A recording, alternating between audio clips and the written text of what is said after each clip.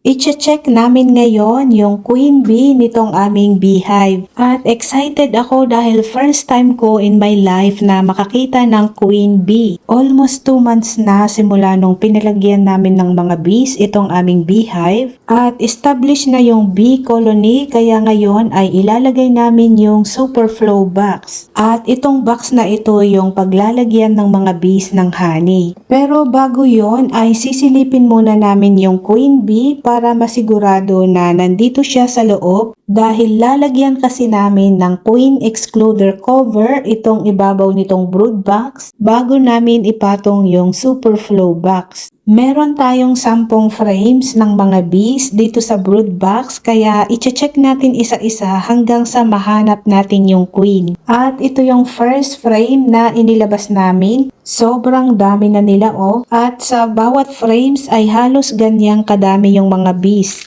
And hopefully ay makita na natin yung queen dito sa unang frame para hindi na natin kailangang ilabas lahat yung mga ibang frame. Sa isang bee colony ay nag-iisa lang ang queen at ang trabaho nito ay padamihin yung kanilang population. Kaya wala siyang ibang gagawin kundi mangitlog ng mangitlog. At sa loob ng isang araw ay umaabot ng 2,000 ang kanyang itlog. At ang nakakatuwa pa dito ay nakaka-decide na kaagad siya kung magiging lalaki ba o babae yung kanyang magiging itlog. Meron siyang 2 klaseng itlog, yung fertilized and unfertilized eggs. Nagre-release siya ng sperm para maging fertilize yung egg. At ito ay magiging worker bees or queen bees. Samantalang yung unfertilized eggs ay magiging male drones. At sila yung mga makakamate ng future na queen. At nahanap na kaagad natin yung queen bee dito sa unang frame na nilabas namin. Itong makikita nyong merong red dot sa may bandang ulo at mas mahaba yung kanilang katawan. Pero yung red na dot na yon ay paint lang na nilagay ng mga commercial beekeeper para mas madaling makita yung queen. Itong queen ay hindi kumakain ng honey or pollen kundi royal jelly. At ang royal jelly na ito ay isang substance na nanggagaling sa head glands ng mga worker bees. At itong royal jelly na ito ang tumutulong para ma-develop yung ovaries ng queen.